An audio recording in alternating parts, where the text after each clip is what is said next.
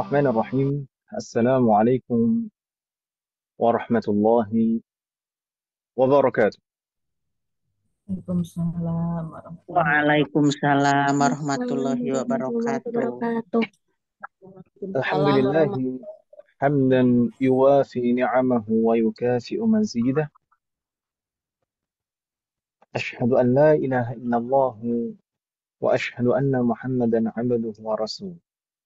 Allahumma salli wa sallim ala sayyidina Muhammad wa ala alihi wa ashabihi wa man tabi'ahum bi ihsanin ila yaumiddin. Wa ba'du. Alhamdulillah, dengan taufik dan pertolongan dari Allah Subhanahu wa taala, malam hari ini kita bisa memulai pertemuan perdana kita untuk materi pembekalan, pengenalan program dan uh, pengarahan. Semoga awal ini menjadi awal yang baik untuk kita. Allah memberikan kemudahan, keberkahan dan seterusnya nanti pada proses belajar kita. Semoga Allah selalu memberikan kemudahan, taufik dan keberkahan dalam proses belajar kita. Allahumma shalli ala Muhammad. Kita sampaikan kepada umat sekalian di awal, ahlan wa sahlan bikunna. Selamat datang kepada umat sekalian, ummahat wal akhwat di program Mubara, yaitu kursus bahasa Arab online yang diselenggarakan oleh Markas Salman Al-Farisi. Kita sampaikan sambutan ahlan wa sahlan wa marhaban.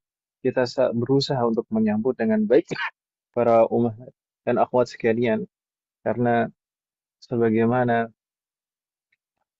Allah dan Rasulullah sangat menghormati, sangat menghargai para penuntut ilmu. Sebagaimana juga para ulama, ketika datang para penuntut ilmu, selalu menyambutnya dengan baik. Sedangkan Pak ummahat dan akhwat sekalian di sini hadirah semuanya juga dalam rangka untuk menuntut ilmu. Dan semoga ini sebagai tanda dari Allah Subhanahu wa taala, sebagaimana disebutkan oleh Rasulullah di dalam hadis beliau, man yuridillahu bihi khairan yufaqqihhu fid din.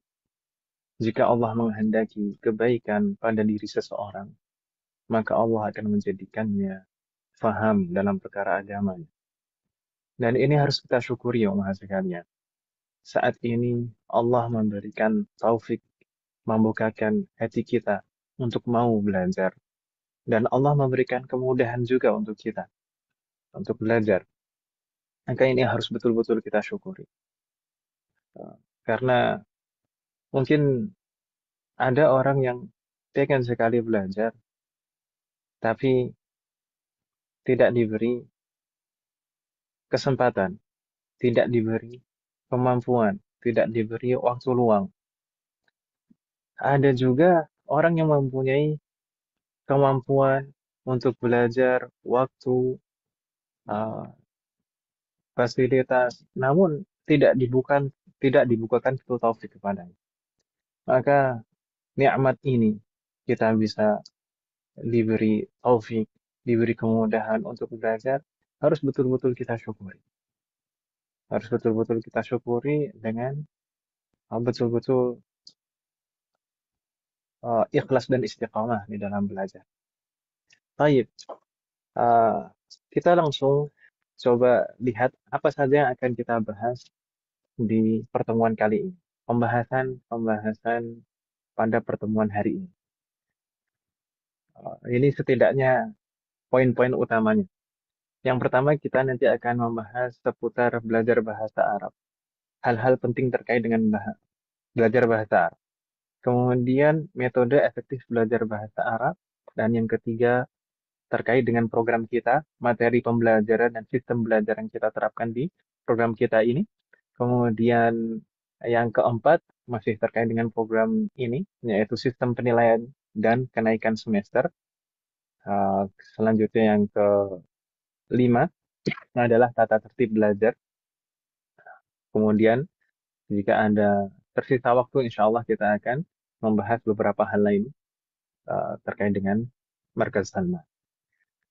Kita langsung ke poin pembahasan pertama, teman sekalian, yaitu seputar belajar bahasa Arab.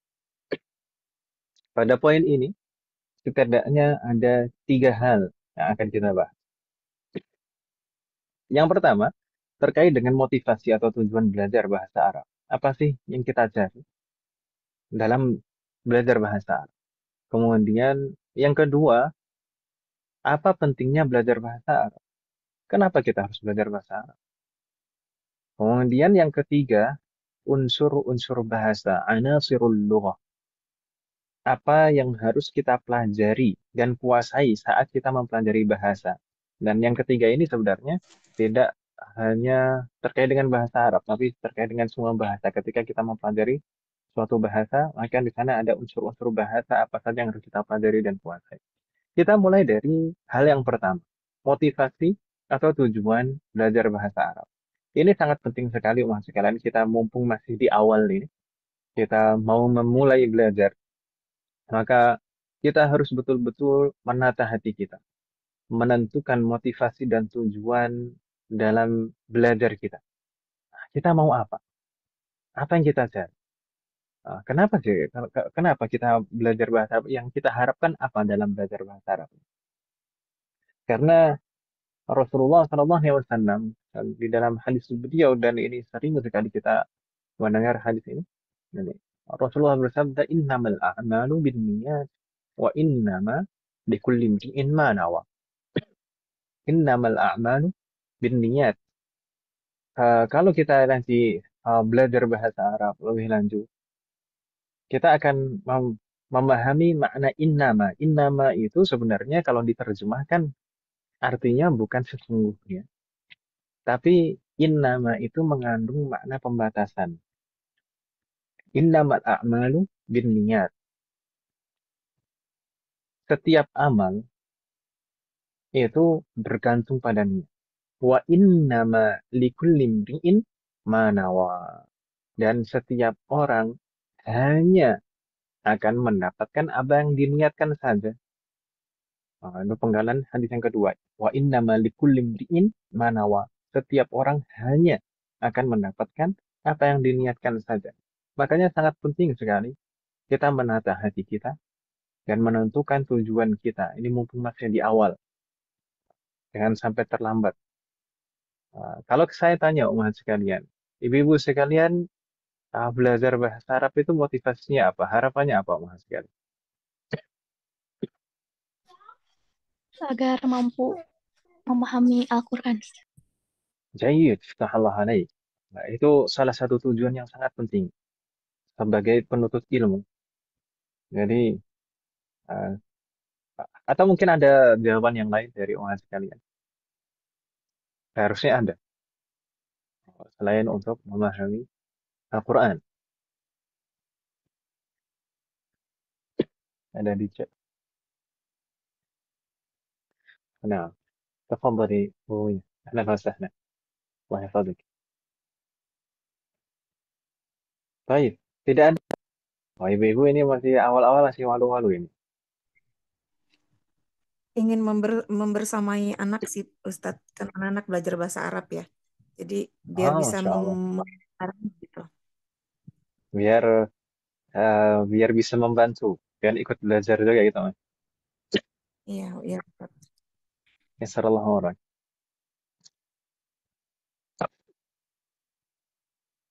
Mengharap ridha Allah. Ini Masya Allah, ini ada yang menulis di chat. Tujuan utamanya adalah mengharap ridha Allah. Bagus sekali. Ini jawaban yang ketiga ini, Mas. Nah, ini sangat bagus sekali. Saya tuliskan setidaknya paling minimal ada 3 motivasi atau niat atau tujuan yang harus betul-betul kita tanamkan paling awal di dalam hati kita sebelum niat-niat yang lain. Ah, karena kita sebagai umat Islam, sebagai seorang Muslim, yang paling pertama dalam setiap amal kita, dalam setiap perbuatan kita, yang harus kita tanamkan di dalam hati kita motivasinya adalah mengharap ridho dan pahala dari Allah Subhanahu wa taala. Dalam setiap amal. Supaya apa? Supaya setiap amal kita itu bernilai ibadah. Karena innamal a'malu binniyat wa innamal likulli imri'in ma nawa. Kalau misalkan tidak kita niatkan sebagai ibadah untuk mengharap ridho Allah dan pahala dari Allah, maka tidak bernilai ibadah juga. Maka yang paling pertama, tujuan yang paling pertama harus kita tanamkan di dalam hati kita adalah kita belajar itu untuk mengharap ridho Allah, untuk mengharap pahala dari Allah dalam rangka ibadah. Gitu ya, Bu ya? Astagfirullah jami. Sedangkan niat yang kedua yang harus ditanamkan di dalam hati kita adalah untuk memahami syariat Islam dengan benar. Tadi sempat ada jawaban untuk membantu kita untuk memahami Al-Quran. Betul sekali. Uh, di sini saya tuliskan untuk memahami syariat Islam dengan benar. Karena uh, untuk memahami syariat Islam itu tidak hanya cukup dengan memahami Al-Quran. Tapi kita harus memahami Al-Quran, memahami hadis, dan juga penjelasan-penjelasan para ulama terkait dengan syariat Islam. Ini hal itu sangat membantu. Bahasa Arab itu sangat membantu. Jadi ini motivasi yang kedua. Sedangkan yang ketiga, ini harus kita tanamkan motivasi, tujuan atau niat belajar bahasa Arab. Yang harus kita tanamkan adalah untuk lebih khusyuk di dalam ibadah. Karena banyak sekali amalan ibadah itu menggunakan bahasa Arab. Salat menggunakan bahasa Arab. Dari awal sampai akhir. Bahkan kalau misalkan menggunakan bahasa Indonesia tidak sah.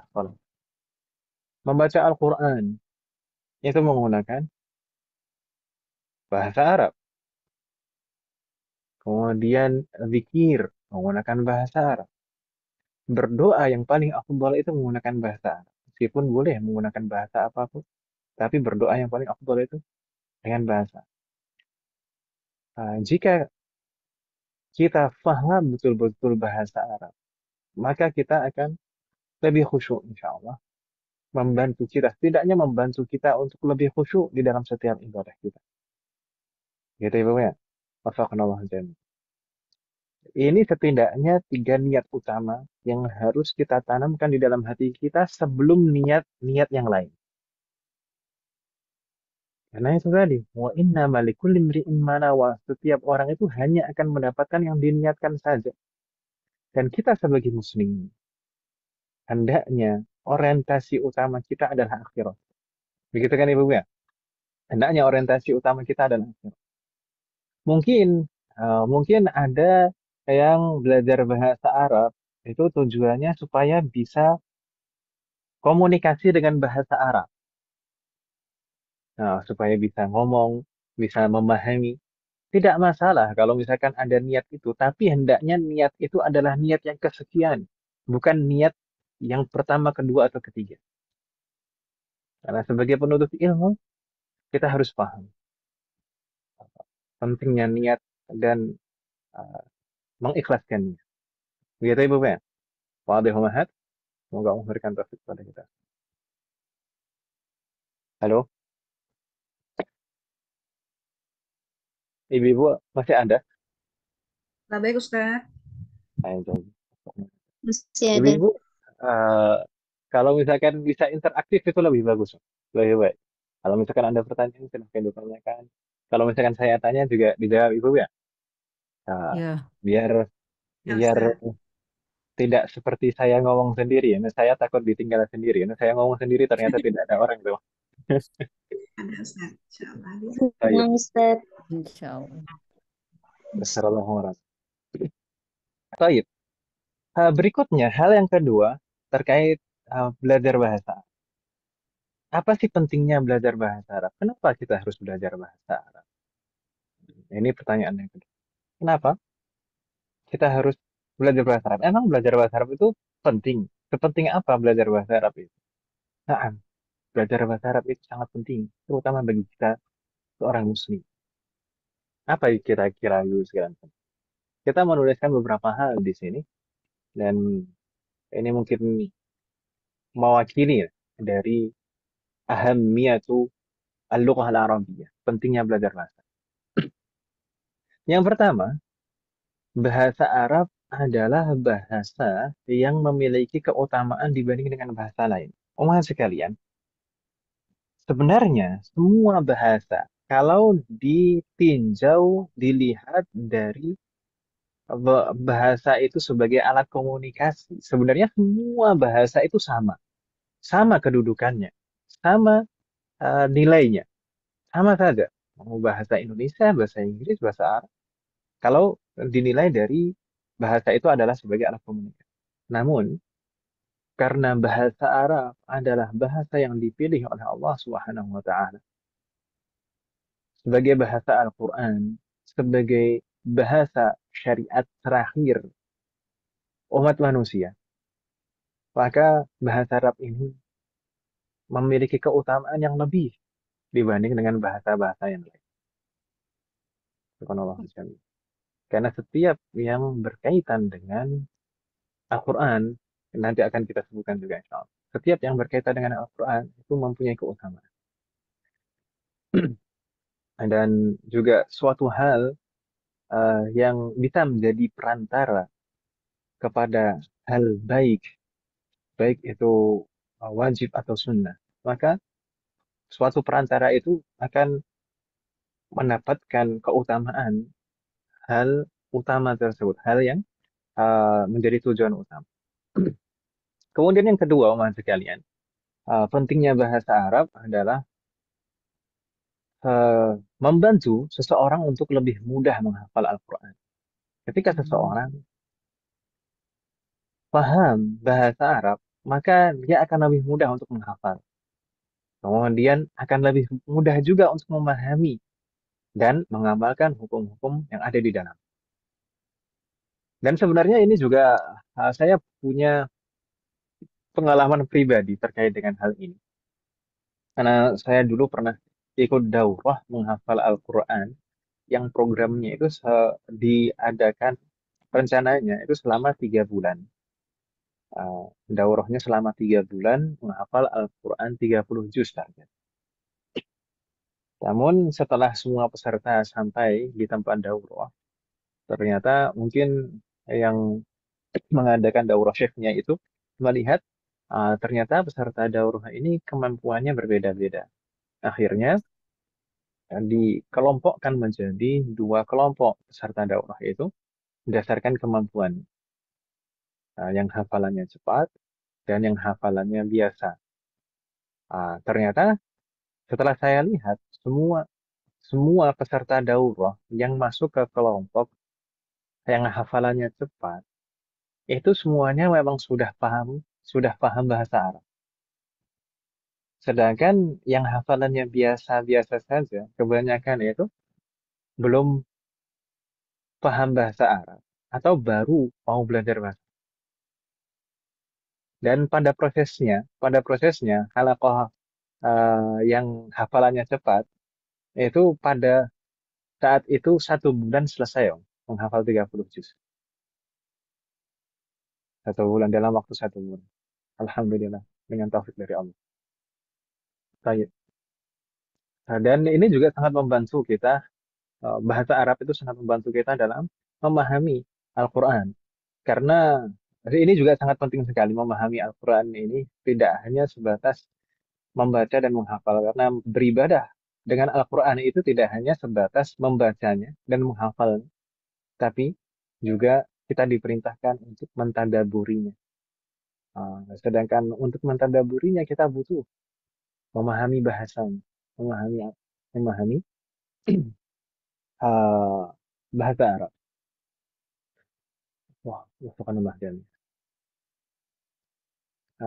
dan kita tahu betul bahwasanya kita uh, diperintahkan untuk berpegang teguh pada Al-Quran dan Hadis. Sedangkan Al-Quran dan Hadis itu berbahasa Arab. Lalu gimana bisa Al-Quran dan hadis itu menjadi pegangan hidup kita, kalau kita tidak memahaminya, kalau Al-Quran dan hadis itu hanya sampai di kerongkongan kita, maka sangat penting sekali mempelajari dan memahami bahasa Arab. Kemudian yang ketiga, terkait dengan pentingnya belajar bahasa Arab adalah bahasa Arab merupakan kunci utama dalam memahami serta mengamalkan ilmu syar'i dan syariat Islam. Kita paham betul bahwasanya sumber utama syariat Islam adalah Al-Quran dan hadis, dan keduanya berbahasa Arab. Selain itu juga, semua penjelasan para ulama, baik penjelasan tentang hukum-hukum yang terkandung dalam Al-Quran maupun hadis, atau penjelasan secara rinci dan detail terkait syariat Islam, semuanya berbahasa Arab. Semuanya berbahasa Arab. Para ulama itu menulis penjelasan ilmu syar'i itu dengan bahasa Arab. Meskipun para ulama yang menulisnya itu bukan orang Arab. Buktinya apa? Dahulu di negeri kita itu banyak sekali sebenarnya dilahirkan para ulama. Sebutkan saja mungkin yang paling sering kita dengar itu misalkan eh, Syekh Syekh Ahmad Khatib Al-Minangkabawi yang pernah menjadi imam di Masjidil Haram dan mengajar fikih di sana. Syekh Ahmad Khatib Al-Minangkabawi. Juga ada juga orang Padang juga seperti Syekh Ahmad Yasin Al-Padang. Kemudian ada juga yang mungkin familiar di telinga kita seperti Syekh Muhammad Nawawi Al-Bantani. Kemudian ada Syekh Utsman Al-Batawi. Kemudian ada juga Syekh Abdul Qadir Al-Mandili dari Mandailing, Medan. Kemudian ada Syekh Muhammad Mahfud At-Tirmizi dari Termas.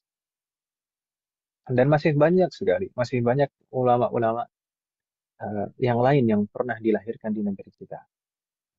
Kesemuanya dari ulama-ulama yang saya sebutkan tadi, itu memiliki banyak karya, banyak kitab yang sudah ditulis oleh beliau-beliau.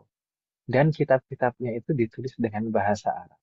Mungkin kita sebagai orang Indonesia sendiri, mungkin agak asing dengan nama-nama sebagian yang saya sebutkan tadi. Dan apalagi dengan kitab-kitabnya. Padahal kitab-kitabnya sampai sekarang itu masih dicetak dan dipelajari di berbagai negara. Di Timur Tengah dan di mana. Kesemuanya menulis dengan bahasa Arab. Nah, kalau dikatakan, Ustaz, hari ini kan sudah ada buku-buku terjemah.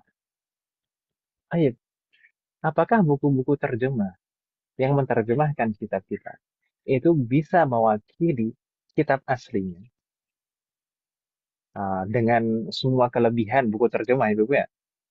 Namun saya katakan semua buku terjemah yang menerjemahkan kitab-kitab itu tidak bisa mewakili kitab aslinya.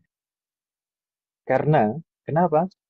Mungkin salah satu alasan yang uh, paling utama adalah buku terjemah, kitab terjemah itu adalah bahasa dan pemahaman si penerjemah. Jadi sangat tergantung, buku terjemah itu sangat tergantung dari pemahaman penerjemah. Belum tentu kalau misalkan kita betul-betul paham bahasa Arab, belum tentu apa yang kita pahami itu sama dengan yang dipahami penerjemah. Gitu ya, Bu ya? Wadih Mahat. Subhanallah. Nah, apalagi kalau misalkan kita lihat fenomena terjemah di Indonesia sekarang itu sudah sangat luar biasa sekali. Bahkan kitab-kitab yang bukan untuk pemula sekalipun sudah banyak diterjemahkan. Yang mana sebenarnya tidak baik kalau kitab-kitab yang bukan untuk pemula. Nanti justru malah bingung. Malah menimbulkan fitnah. Tapi kalau kitab-kitab yang ringan untuk pemula, itu sebenarnya nggak masalah diterjemahkan. Yang penting penerjemahnya paham. Gitu. Wafakanallah jami'an. Berikutnya, yang keempat, yang menjadi alasan bahwasanya belajar bahasa Arab itu penting adalah dengan kita belajar bahasa Arab, maka kita akan terhindar atau belajar bahasa Arab itu menghindarkan seseorang dari salah paham dalam mempelajari agama Islam. Nah, salah satu salah satu sebab untuk kenapa ada orang-orang yang salah paham atau pemahamannya menyeleweng, menyimpang dari syariat Islam, itu terkadang karena nggak paham bahasa, karena tidak paham bahasa Arab. Mungkin mungkin terkadang hanya mengandalkan kamus atau terjemah dengan pemahamannya sendiri, padahal para ulama sudah menjelaskan. Semoga Allah memberikan taufik kepada kita semua. Atau yang misalkan yang apa kalau dalam fikih itu kadang kata barot. Barot itu seringkali di buku-buku terjemah itu diterjemahkan dengan air embun. Padahal barot itu bukan air embun, tapi air dari hujan, hujan es yang mencair. Kemudian misalkan lagi saya contohkan, so, kadang orang salah paham dalam masalah fikih juga. Batasan aurat seorang wanita di dalam sholat. Saya bahas di dalam sholat karena di dalam sholat dan di luar sholat itu berbeda kalau dalam mazhab Syafi'i aurat. Di dalam sholat, batasan aurat seorang wanita adalah seluruh tubuhnya kecuali wajah dan kaf. Ya atau ya? Illa al-wajh wal kafain. Halo, masih kalian masih ada? Iya, Ustaz. Ya Ustaz. Nah, aurat wanita di dalam sholat itu adalah semua anggota tubuhnya, jami'ul badan illa al-wajh wal kafain. Seluruh anggota tubuhnya kecuali wajah dan kafain. Kaf. Itu pertanyaannya, kaf itu apa? Kaf itu kalau di dalam terjemah bahasa Arab, di dalam bahasa Indonesia itu nggak ada. Nggak ada. Dua telapak tangan, Ustaz. Kebanyakan menerjemahkannya seperti itu. Padahal kaf itu bukan telapak tangan. Kaf itu bukan telapak tangan. Kalau kaf, kalau telapak tangan itu bahasanya adalah rohatu aliyad. Rohatul yad itu telapak tangan bagian sini. Bagian bagian area ini rohatul yad, bukan bagian jarinya. Kalau bagian jarinya ini bukan rohatul yad. Kalau rohatul yad bagian ini yang ketika rukuk itu kita tempelkan ke lutut. Itu rohatul yad. Atau kalau misalkan semua telapak tangan ini termasuk jari-jarinya, itu batinul kaf. Batinul kaf, bagian dalam dari kaf. Lalu kaf itu apa? Kaf itu batasannya adalah min atrofil asabi' dari ujung jari ilal ku' sampai pergelangan. Baik bagian luar punggungnya maupun dalamnya. Itu adalah kaf. Jadi bukan telapak tangannya saja, tapi punggung tangan itu juga kaf. Tapi banyak yang salah paham ya atau ya? Jadi yang Aduh, betulnya gimana gitu? Yang kaf, betulnya jadi gitu. kaf, kaf itu Bagian adalah atas.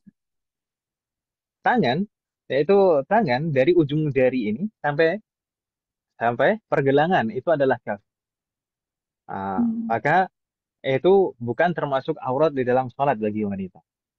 Jadi punggung tangan itu boleh kalau tersingkap, tapi perlu hati-hati juga sampai pergelangan itu pergelangan jangan sampai tersingkap karena terkadang kalau misalkan seperti ini lengan tangan saya, lengan baju saya seperti ini, terkadang kalau diangkat maka bagian sini nampak ya atau ya. Ah, Iya. Kalau seperti itu, kalau wanita sholat dalam kondisi seperti ini maka tidak sah sholatnya karena bagian sininya tersingkap. Gitu kan namanya? Hmm. Maka Walaupun harus istilahnya betul-betul, tidak disengaja ya Ustaz. meskipun tidak disengaja. Makanya kalau mukena ibu-ibu di zaman dahulu itu kan, biasanya ada pengaitnya di jari tengah, ya kan ibu kan? Supaya tidak tersingkap Iya. saat diangkat. Itu untuk kehati-hati. Wafakanallah jami'an. Baik. Bahkan mukena Ya. ada orang zaman dulu Ustadz mukenanya sampai ini apa yang tadi Ustadz bilang tuh yang ujung jari bagian atas tuh ya kan Hmm. sampai situ tuh Ustadz ditutupnya. Jadi yang kelihatan cuma yang telapak tangan dalamnya doang. Nah, tapi meskipun seperti itu sebenarnya punggung tangan itu sebenarnya termasuk kaf. Jadi kalau misalkan tersingkap tidak masalah, tapi terkadang itu yang perlu diperhatikan itu tadi, kalau misalkan punggung tangan tersingkap itu terkadang itu bagian tangan, bagian lengan tangan ini mudah tersingkap juga, ya kan Mas? Jadi yang membatalkan itu kalau bagian lengan tangannya tersingkap di setelah pergelangan. Subhanallah. Berarti betul ya Ustadz ya telapak Nah, tangan itu berarti apa? semuanya kan dari yang atas dan Nah, bawah gitu kan? nah, jadi punggung dan bagian dalam tangan kita. Heeh. Itu, Mas. Baik. Bukan telapaknya saja. Kalau telapak itu kan bagian dalamnya saja, ya kan Ibu? Iya. Baik. Itu sedikit contoh dalam kesalahpahaman dalam mempelajari syariat. Masih banyak sekali yang lain. Wafakanallah jami'an. Baik, yang kelima, yang menjadi alasan pentingnya belajar bahasa Arab adalah setiap ilmu yang berkaitan dengan Al-Quran, ini sempat kita sebutkan tadi, setiap ilmu yang berkaitan dengan Al-Quran dan As-Sunnah itu memiliki keutamaan lebih dibanding ilmu-ilmu yang lain. Dan orang yang mempelajarinya, yaitu mempelajari Al-Quran dan Hadis, serta mengajarkannya akan mendapatkan pahala lebih juga dibanding dengan ilmu-ilmu yang lain. Gitu ya, Bapak ya? Wafakanallah jami'an. Ini jelas, insya Allah. Kemudian alasan yang keenam kita tidak terlalu eh, lama, jadi agak kita percepat takutnya nggak cukup nanti waktunya. Kaitan keenam, alasan keenam, bahasa Arab adalah bahasa yang dimudahkan oleh Allah untuk dipelajari, sebagaimana dimudahkannya Al-Quran. Baik. Allah Subhanahu wa taala berfirman, "Walaqad yassarna al-Qur'ana lidzikri fahal min mudzakir." Dan telah kita jadikan Al-Quran atau dan telah kita mudahkan walaqad yassarna dan telah kita mudahkan Al-Quran sebagai peringatan. Maka adakah orang yang mengambilnya sebagai petunjuk peringatan? Walaqad yassarna. Para ulama menjelaskan terkait dengan ayat ini. Ketika Allah berjanji untuk memudahkan Al-Quran, maka konsekuensinya adalah Allah juga akan memudahkan bahasa Arab untuk dipelajari. Nah, pada hakikatnya bahasa Arab itu mudah.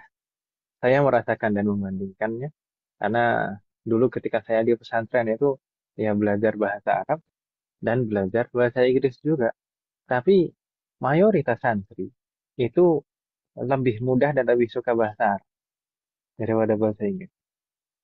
Meskipun kalau dilihat sebenarnya secara kaidah itu bahasa Arab lebih banyak daripada bahasa Inggris.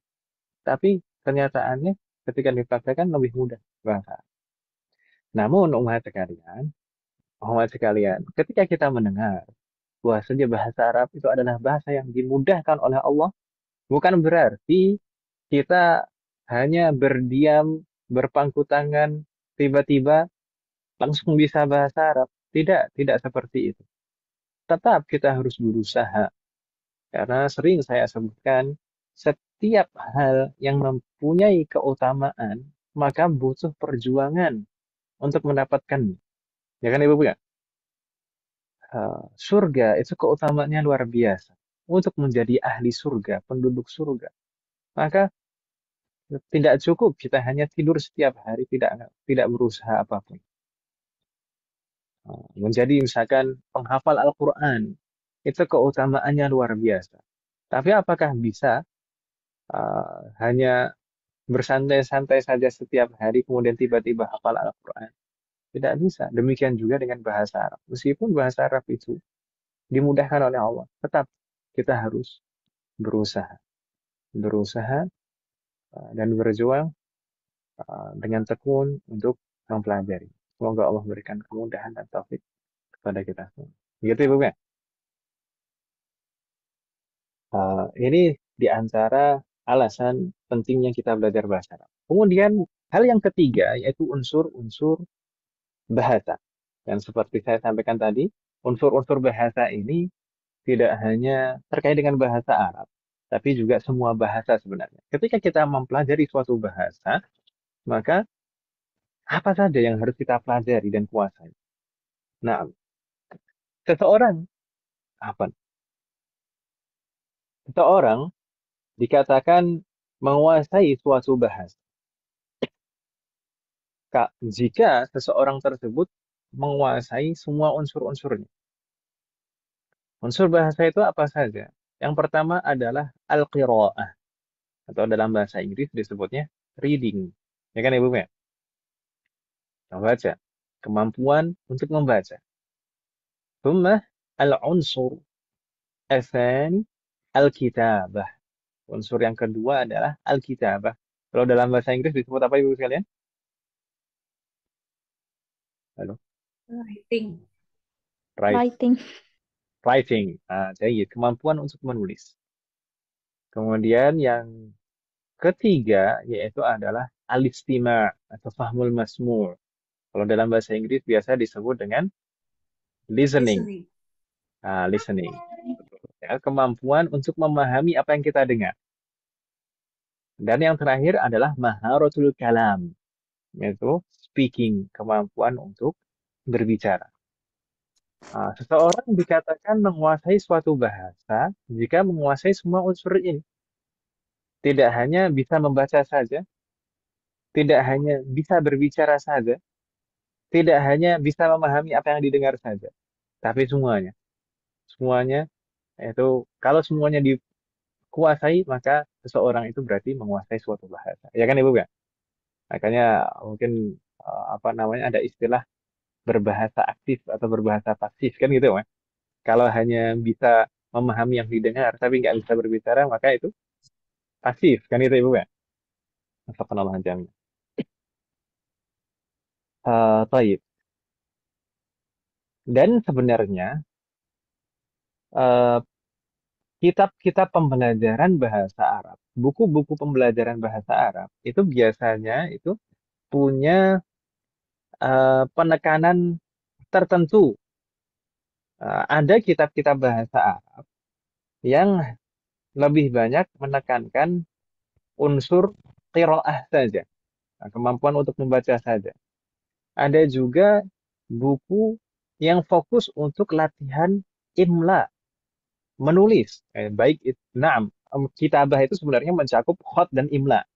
Yaitu khat itu bentuk tulisan, kemudian imla itu cara merangkai tulisan. Kita pernah mengadakan daurah imla dulu, awal-awal keluar. Baik.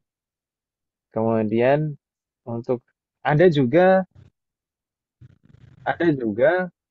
beberapa kitab yang fokus lebih menekankan maharatul kalam, kemampuan untuk berbicara. Makanya biasanya di kitab tersebut lebih banyak porsi percakapan. Jadi muhadasah di sana lebih banyak contoh-contoh muhadasah daripada latihan-latihan membaca atau latihan menulis dan lain-lain. Wafaqanallahu jami'an. Tapi kita usahakan di program kita ini, di program Kubaro ini, kita berusaha untuk bisa mencakup semua unsur ini dengan kitab Durusul Lughah yang kita pilih. Meskipun mungkin tidak bisa semuanya maksimal 100%, tapi kita berusaha maksimal mungkin dan menutupi kekurangan mungkin di program tambahan. Kita menutupi kekurangan di program tambahan. Dari misalkan di kitab Durusul Lughah itu mungkin ada beberapa unsur yang kurang maksimal, maka kita ada program tambahan sebenarnya. Dan nanti insya Allah kita jelaskan. Baik. Ini 3 hal seputar belajar bahasa Arab yang kita bahas. Selanjutnya, kalau misalkan ada pertanyaan silahkan ditanyakan, Mas sekalian. Kalau tidak ada, kita lanjutkan ke metode efektif belajar bahasa Arab. Umat sekalian, mungkin beberapa dari umat sekalian pernah belajar bahasa Arab sebelum. Entah itu belajarnya sudah lama atau mungkin baru. Tapi mungkin sebagian pernah belajar bahasa Arab. Mungkin ada pertanyaan. Dari proses itu ada pertanyaan, Ustaz, kok saya belajarnya itu kurang maksimal ya, gitu ya. Kok saya kurang bisa paham 100%. Maka bagaimana kiat-kiatnya, metode efektif dalam belajar bahasa Arab? Yang paling pertama, sebagaimana kita sampaikan di awal tadi, yang harus kita tata, yang paling pertama adalah hati kita. Luruskan niat kita. Jadi tujuan kita belajar bahasa Arab itu untuk apa?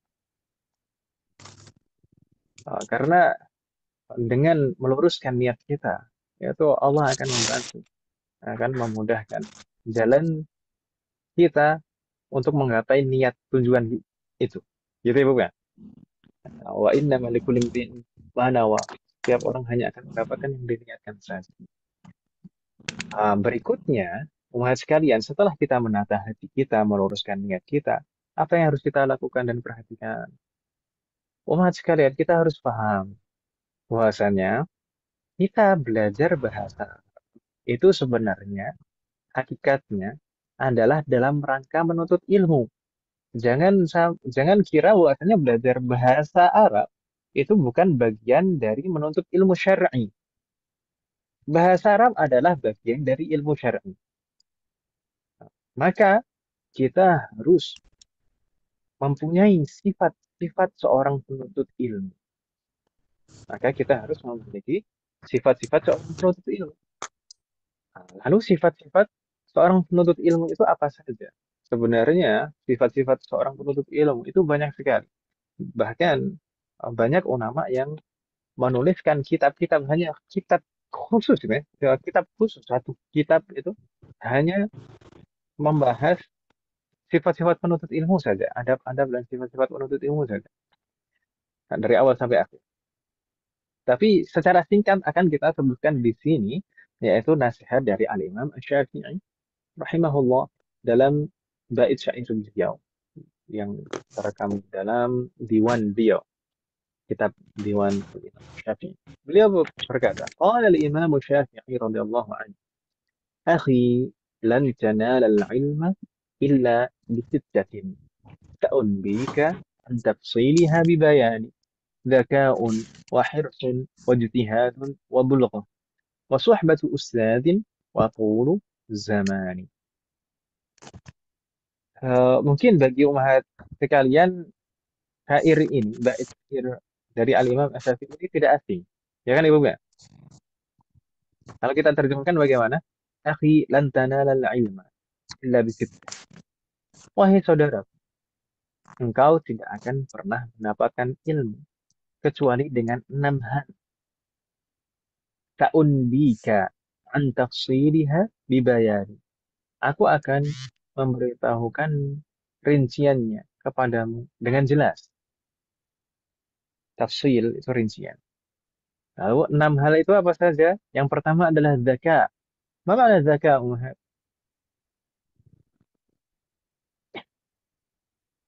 Halo? Kepintaran. Kecerdasan. Nah, Kecerdasan. kecerdasan. Nah, ini adalah hal yang utama yang harus kita miliki. Dan insya Allah semua dari kita memilikinya. Ya kan Ibu ya? Kecerdasan. Semua dari kita semua punya kecerdasan. Maka modal yang pertama ini insya Allah kita punya. Namun terkadang orang ada yang mengeluh. Oh, ini Ustaz, saya ini usianya sudah beranjak remaja. Oh enggak. Usianya sudah cukup tua gitu misalkan. Nah, ini sudah agak lambat gitu ya. Tidak sebenarnya Ibu sekalian. Usia yang lebih usia tua itu sebenarnya itu bukan berarti kemampuan kecerdasannya itu menurun. Tidak, tidak seperti itu. Itu terkadang apa ya istilahnya itu bukan suatu kelaziman, uh, bukan berbanding lurus gitu antara bertambahnya usia kemudian kemampuan kecerdasannya menurun. Tidak seperti itu. Seharusnya semakin tua itu semakin matang seseorang dan semakin terasa kemampuannya.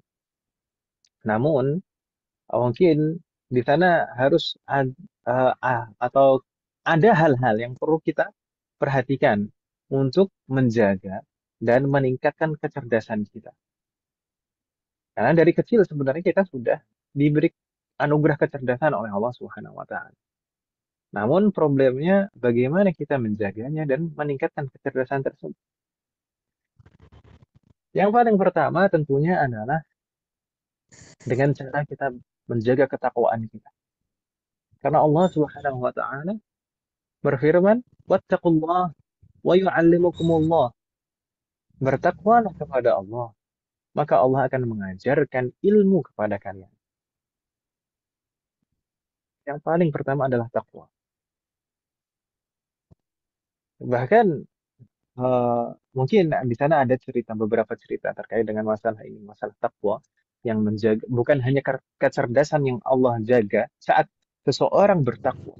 Tidak hanya kecerdasan yang Allah jaga, tapi semua hal terkait dengan seseorang yang bertakwa tersebut. Ada seorang orang yang sudah tua, yang usianya itu berkisar 100 tahun. Tapi fisiknya masih sangat energik. Ingatannya masih sangat kuat. Dan bahkan ketika itu dilihat oleh orang-orang turun dari perahu itu loncat. Sampai orang-orang tuh terheran-heran. Akhirnya orang-orang tuh bertanya kepada seorang alim tersebut, seorang ulama tersebut. Bagaimana bisa di usia ini engkau masih seperti ini? Kemudian seorang ulama tersebut menjawab, kuntu ahfadu hadhihi al-jawarih fi shighari fayahfaduha Allahu fil kibari. Aku di masa mudaku selalu berusaha untuk menjaga semua anggota tubuhku dari maksiat. Maka Allah menjaganya di masa tuaku. Semoga Allah memberikan taufik kepada kita semuanya dan mengampuni semua dosa-dosa kita. Maka terkadang kalau kita merasa sulit untuk mempelajari sesuatu atau lupa padahal pernah kita pelajari terkait suatu hal, yang harus kita lakukan pertama kali adalah istighfar kepada Allah. Mohon ampun kepada Allah. Karena bisa jadi itu semuanya karena dosa-dosa kita. Itu juga pernah saya mengalami pengalaman. Misalkan kalau ujian kan, kalau dulu di waktu masih kuliah itu kan ketika ujian itu biasanya itu ujiannya itu yang ditulis banyak sekali kayak menyalin kitab gitu. Jadi berhalaman-halaman pakai kertas folio. Terkadang kalau ada sesuatu yang lupa itu betul-betul uh, merasa bersalah dan memperbanyak istighfar. Dan alhamdulillah setelah banyak istighfar itu biasanya Allah membukakan uh, dan menjadi ingat lagi apa yang tadinya terlupa. Kemudian yang kedua, maksudnya terkait dengan kecerdasan ini, bagaimana menjaga dan meningkatkan kecerdasan kita. Itu adalah percaya diri. Terkadang seseorang itu rendah diri sehingga tidak berkembang. Oh, saya kemampuannya memang seperti ini, saya memang sulit untuk menghafal. Saya sulit untuk memahami. Kalau misalkan sejak awal kita selalu mengatakan seperti itu, biasanya seseorang itu selalu terpengaruh oleh sugestinya. Maka harus husnudzon, husnudzon kepada diri kita sendiri. Dan husnudzon kepada Allah yang telah menganugerahkan kecerdasan kepada kita. Insya Allah kalau kita husnudzon kepada Allah, maka Allah akan membantu kita, memberikan kemudahan kepada kita. Gitu ya, Bu ya? Wadih Wahad? Halo? Ustaz. Nah. Ya, Nah, Ustaz. Saya biasanya tuh bercerita di poin ini, saya biasanya ceritain. Tabiatnya manusia, kadang itu ketika sudah mampu, itu justru malah seringkali itu suudzon kepada Allah. Maksudnya apa? Ketika kita masih di dalam kandungan, kita belum bisa apa-apa. Belum bisa mencari makan sendiri. berusaha sendiri. Tidak bisa. Tapi Allah menjamin rezeki kita. Kita bisa makan dari satu jalur plasenta. Allah menjamin kehidupan kita. Kemudian saat kita dilahirkan keluar dari rahim ibu kita, dilahirkan ke dunia, kita juga masih belum bisa apa-apa. Kita hanya bisa menangis dan merengek. Dan apalagi satu-satunya jalur rezeki di dalam rahim, yaitu plasenta itu sudah terputus. Tapi Allah menggantinya. Satu jalur itu jadi dua jalur rezeki. Yang satu jalur rezeki. Ketika satu jalur rezeki terputus, maka Allah menggantinya dengan dua jalur rezeki. Allah menjamin kehidupan kita. Padahal kita masih belum bisa apa-apa. Kemudian di masa kanak-kanak kita juga masih belum bisa mencari makan sendiri. Berusaha untuk mencari kehidupan sendiri. Tapi ketika bahkan dua jalur rezeki tadi itu sudah diputus juga. Tapi malah Allah bukakan pintu rezeki yang lebih luas. Kita bisa makan apapun. Karena Allah masih menjamin kehidupan kita. Demikian juga di masa remaja. Tapi terkadang ketika beranjak dewasa, ketika sudah kuat fisik kita, kita sudah bisa berusaha, sudah bisa bekerja. Kadang justru muncul su'udzan kita kepada Allah Subhanahu wa ta'ala. Oh, nanti bagaimana nasib kita, nasib anak-anak kita. Nanti makannya gimana, nanti tempat tinggalnya gimana, nanti kendaraannya gimana. Terkadang muncul was-was seperti itu. Semoga Allah memberikan taufik kepada kita semua. Maka hendaknya kita selalu sunudzon kepada Allah Subhanahu wa taala, karena pada hakikatnya Allah sudah menjamin dan memberikan kemampuan dan kekuatan kepada kita semuanya. Gitu Ibu ya. Kemudian yang kedua, setelah yang pertama tadi yang kita perlukan di dalam belajar, yaitu zaka, yang kedua adalah hirs. Hirsun. Apa mana hirs? Semangat. Menjaga. Terkadang seseorang menerjemahkan hirs itu dengan semangat. Tapi hirs itu lebih dari sekedar semangat. Kalau semangat itu mungkin bisa diistilahkan dengan hammasah atau himmah. Hammasah atau himmah bisa diterjemahkan dengan semangat. Tapi hirs itu tidak hanya sekedar semangat. Tapi selalu merasa kurang.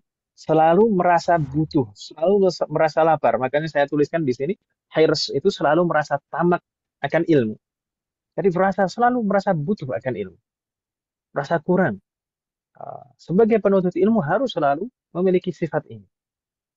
Jangan pernah merasa, oh ini saya sudah paham. Oh ini sudah saya pernah pelajari. Oh ini saya sudah tahu. Udahlah, nggak usah dengar lagi.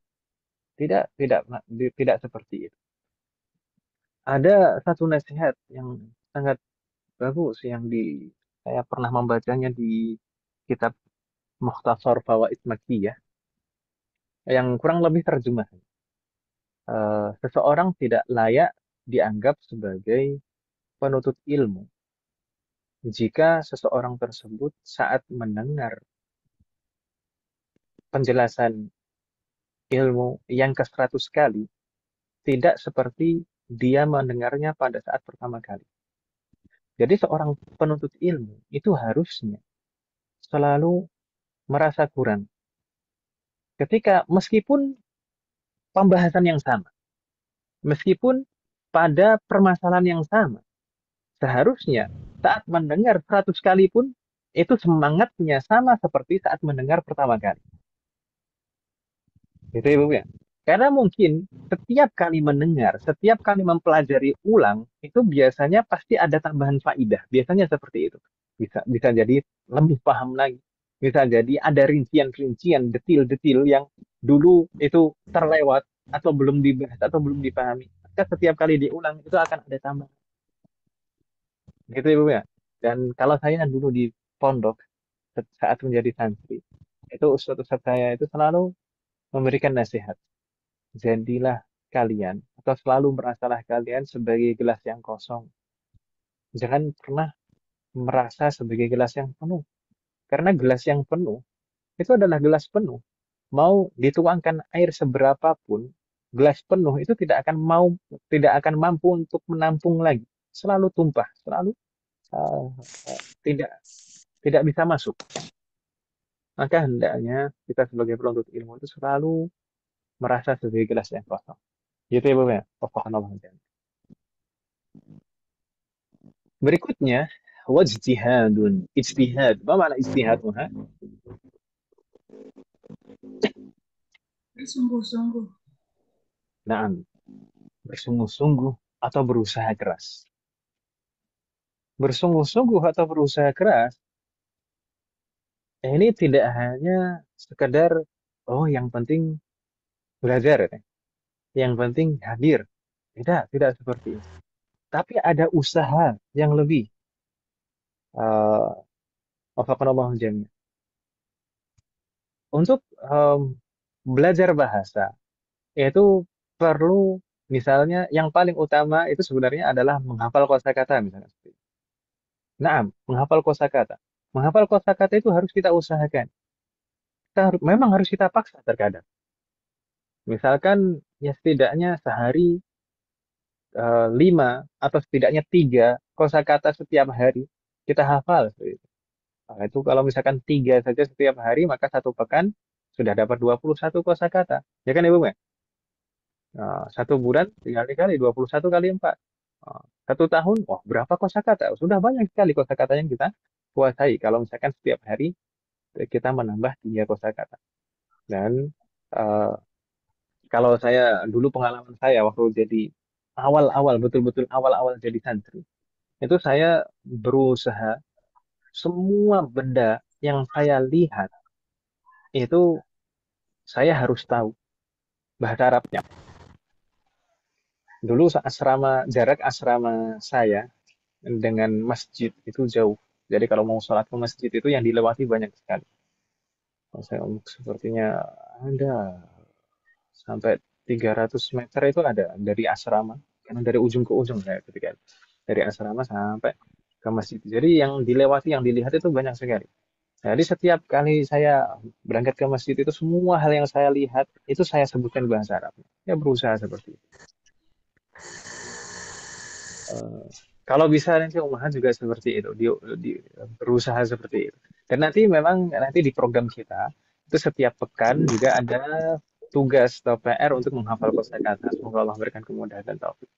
Tapi tidak cukup hanya menghafal kosakata saja. Kalau bisa diusahakan juga untuk membiasakan diri menggunakan kosakata tersebut, karena sesuatu yang kita pelajari kalau hanya berlalu begitu saja lalu kita tinggalkan biasanya akan terlupa. Maka setiap kosakata yang kita hafal itu hendaknya kita praktekkan. Prakteknya gimana? Ya campur-campur dulu nggak masalah. Maksudnya gini, setiap kosakata yang sudah kita ketahui, maka gunakan itu. Untuk sementara bahasa Arabnya ditinggalkan. Misalkan gelas. Gelas ini apa bahasa Arabnya? Kub. Maka jangan pernah sebut itu gelas lagi. Tapi sebut kub. Misalkan pintu, bab. Sebut bab, jangan sebut pintu. Kalau misalkan campur-campur dulu bahasanya bahwa tolong bukakan bab. Nah, tolong ambilkan kub. Nah, gitu ya, Bu. Allah jami'an. Nah, seperti itu. Atau juga bisa, misalkan kalau misalkan satu rumah itu ada yang sama-sama belajar bahasa Arab, itu bisa dibuat kesepakatan. Misalkan di dalam satu hari itu ada 1 jam khusus. Misalkan ba'da maghrib sampai ba'da isya, apa? Dari ba'da maghrib sampai adzan isya, misalkan itu tidak ada yang boleh berkomunikasi selain dengan bahasa Arab. Misalkan seperti itu. Meskipun di awal-awal campur-campur nggak masalah. Yang penting bahasa Arab. Ada bahasa Arab. Itu di antara usaha yang bisa kita ikhtiarkan dalam mempelajari bahasa. Kemudian yang berikutnya yaitu yang keempat adalah bulghah. Bulghah ini apa maksud kalian? Bulghatun. Di dalam riwayat yang lain dari syair ini zaka'un wa hirsun wa ijtihadun wa dirham. Ya, ada yang meriwayatkan dirham. Tapi yang paling banyak riwayatnya adalah bulghah. Wa bulghah. Mana bulghah? Bulghah itu adalah bekal yang cukup. Bekal yang cukup. Bekal yang cukup ini mencakup semua hal sebenarnya. Tidak hanya harta, tapi semua perlengkapan yang mendukung kita dalam belajar. Itu kita perlukan. Namun demikian, tidak harus semua perlengkapan belajar kita itu, semua hal yang mendukung belajar kita itu merupakan sesuatu yang mewah. Tidak. Karena Al-Imam Asy-Syafi'i sendiri yang mengatakan ini, beliau kita tahu perjalanan hidup beliau. Beliau itu adalah anak yatim, kemudian dilahirkan di keluarga miskin. Dan dari kecil beliau merasakan kemiskinan. Bahkan beliau saat ingin mencatat apa yang beliau pelajari, itu beliau tidak punya kertas atau buku yang digunakan untuk mencatat. Nah, sampai-sampai beliau menuliskan setiap yang beliau pelajari itu di permukaan tulang unta. Itu kan besar-besar, bisa digunakan untuk menulis di atasnya. Sampai suatu hari itu beliau ditegur dan dimarahi oleh ibunda beliau. Ila mata wa anta tamla'u hadhihi al-ghurfah bil a'dham. Sampai kapan engkau mau memenuhi ruanganmu ini dengan tulang belulang? Maka setelah ditegur seperti itu Al-Imam Asy-Syafi'i menghafal semua apa yang ditulisnya di tulang belulang tersebut. Setelah semuanya hafal, dibuang semua tulang-tulang. Pernah juga beliau suatu ketika karena betul-betul ingin menulis dan tidak ada media untuk menulis, akhirnya beliau mencari kertas-kertas sisa di diwan di kantor pemerintah saat itu, pemerintah daerah saat itu. Jadi kertas dulu itu kan memang mahal dan kualitas kertas dulu itu tidak seperti kertas zaman sekarang. Kertas zaman dahulu itu yang biasanya ditulis itu biasanya digunakan untuk menulis itu hanya bagian depannya saja yang halus. Sedangkan bagian belakangnya itu tidak digunakan untuk menulis karena agak kasar, lebih kasar daripada bagian depannya. Biasanya kertas-kertas yang sudah uh, digunakan, berkas-berkas itu yang sudah tidak dipakai itu dibuang, seperti halnya kita zaman sekarang. Nah, itu biasanya diambil oleh Al-Imam Asy-Syafi'i dan bagian belakangnya itu ditulis untuk digunakan untuk menulis, untuk mencatat catatan-catatan ilmu. Karena bagian belakangnya masih kosong meskipun lebih kasar. Jadi tetap kita meskipun harus punya perlengkapan belajar, tapi tidak harus betul-betul yang mahal, yang mewah, tidak seperti itu. Dan kita nanti juga belajar secara online, maka juga harus dipersiapkan Ibu ya. Semoga Allah memberikan kemudahan dan taufik. Memang kalau untuk belajar online itu tidak masalah kalau misalkan menggunakan HP ya. Seperti itu, tapi kalau misalkan ada yang lebih lebar, misalkan laptop itu, atau disalurkan ke TV ya, mungkin lebih jelas, lebih bagus. Tulisannya kan lebih besar ya, kalau pakai laptop. Berikutnya, yang kelima adalah suhbatu ustadzin. Suhbatu ustadz itu maksudnya apa? Belajar itu perlu guru. Selalu menyertai guru. Jadi memilih guru itu adalah hal yang penting di dalam memulai belajar. Guru yang baik maka akan menentukan hasil. Gitu kan Ibu ya? Guru yang baik maka akan menentukan hasil dari proses belajar tersebut. Maka penting untuk memilih guru. Dan selain itu juga suhbatu ustadzin di sini juga mengandung maksud saat kita menyertai guru, maka kita harus selalu senantiasa berusaha beradab kepada guru kita. Karena itu akan menentukan keberkahan ilmu kita. Beradab kepada seorang guru. Ini problem, mungkin di antara problem kita zaman ini, orang-orang kita di zaman ini, itu mungkin poin ini yang hilang di sekolah-sekolah. Beradab kepada guru. Makanya terkadang yang didapatkan di sekolah-sekolah, di lembaga-lembaga pembelajaran, itu hanya wawasan. Sedangkan keberkahan dari ilmu itu kurang. Nah, sangat penting sekali kita memperhatikan adab pada seorang. Gitu Ibu ya. Berikutnya, yang keenam adalah tulu zaman. Apa makna tulu zaman, Ohad? Halo? Waktu yang lama. Waktu yang lama, betul sekali. Waktu yang lama, waktu yang panjang. Sebenarnya, poin yang keenam ini, yaitu poin yang terakhir ini, mengandung hal lain yang dimaksud. Maksudnya apa? Menuntut ilmu itu perlu waktu yang lama. Pertama, waktu yang lama itu mengharuskan kita untuk sabar. Ya, tuh ya. Belajar itu harus sabar, Mas sekalian. Nggak bisa nggak sabar. Uh, Kalau misalkan, nah, jalan menuntut ilmu atau kita runtut sebelumnya, para nabi itu tidak mewariskan harta, tapi hanya mewariskan ilmu. Makanya para ulama itu adalah pewaris nabi. Apa yang diwariskan? Itu ilmu. Dan untuk mendapatkan itu, maka harus butuh perjuangan dan membutuhkan kesabaran. Para nabi itu ujiannya sangat besar dan sangat banyak. Demikian juga dengan para ulama. Maka dalam proses menuntut ilmu, itu sudah selayaknya juga akan banyak ujian, akan banyak cobaan. Entah itu cobaan dari dalam diri kita sendiri, misalkan semangat belajar kita, tiba-tiba malas, misalnya, atau misalkan ada juga ujian, cobaan, ada kesibukan-kesibukan tertentu yang harus kita manage, harus kita atur, atau keluarga kita. Mungkin ada ujian, cobaan dari keluarga kita untuk belajar. Jadi tetap harus sabar menghadapi setiap ujian dan cobaan dalam menuntut ilmu. Dan selain sabar, yang kita butuhkan dalam menuntut ilmu adalah istiqamah. Istiqamah itu apa, Ibu sekalian? Konsisten. Konsisten, betul sekali. Karena belajar menuntut ilmu itu ibarat kita menapaki anak tangga. Dari tangga paling bawah, naik ke atasnya, naik ke atasnya lagi, naik ke atasnya lagi. Selalu seperti itu. Selalu seperti itu. Jadi kita harus istiqamah, melangkah terus, selangkah demi selangkah. Jangan pernah berhenti.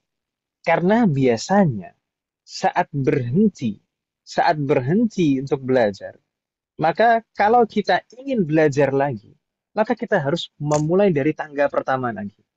Karena semua kalau kita meninggalkan proses belajar, itu semua yang sudah dipelajari sebelum-sebelumnya itu biasanya pudar dan hilang. Dan lupa semuanya. Maka harus terus belajar dan meningkat. Gitu Ibu ya. Semoga Allah memberikan taufik kepada kita semua. Dan keistiqamahan. Mudah-mudahan di sini semuanya Ibu istiqamah. Makanya di dalam program kita juga selain program pembelajaran bahasa Arab, di sana ada program-program tambahan. Seperti di sana ada sebenarnya sudah dimulai tapi belum dibuka secara umum. Seperti program Maharot, ada Maharotul Kalam, percakapan seperti itu. Dan biasanya diisi dengan kuis-kuis untuk murojaah, kaidah-kaidah seperti itu. Dan juga kita sudah berjalan juga Majlis Mudarasah, yaitu kita belajar untuk mendalami ilmu syar'i yang wajib kita pelajari dari akidah, fikih dan akhlak. Itu juga kita merujuk ke kitab. Jadi sekalian murojaah, belajar untuk membaca kitab dan menerapkan kaidah-kaidah yang kita pelajari. Semoga Allah memberikan taufik kepada kita. Baik. Berikutnya Umat sekalian, ini masuk ke program kita, penjelasan program Kubaro, yaitu kursus bahasa Arab online ini. Mungkin ada yang belum tahu di antara ibu sekalian, program kita ini nanti yang dipelajari apa, menggunakan kitab apa, dan nanti sistemnya seperti apa. Jadi program kita ini kita sebut dengan Kubaro, itu singkatan kursus bahasa Arab online. Jadi itu bukan dari bahasa Arab. Nah, Kubaro itu sebenarnya ada bahasa Arab, tapi nama program kita ini adalah singkatan kursus bahasa Arab online. Jadi kita fokus untuk pembelajaran bahasa Arab. Untuk modul atau kitab yang kita pakai dan pelajari nantinya adalah kitab Durusul Lughah Al-Arabiyyah li Ghairin Natiqina Biha, yang mana kitab ini sebenarnya adalah kitab yang dipelajari di Ma'had Lughahnya Universitas Islam Madinah. Jadi biasanya sebelum masuk ke jenjang S1 perkuliahannya, yang biasanya yang butuh persiapan bahasa itu masuk ke Ma'had Lughahnya, dan salah satu kitab yang dipelajari adalah kitab ini. Kitab Durusul Lughah Al-Arabiyyah li Ghairi Nafiqin biha, dan saya kira kitab ini tidak asing di negara kita. Banyak sekali pembelajaran bahasa Arab yang menggunakan kitab ini, ya kan Ibu ya?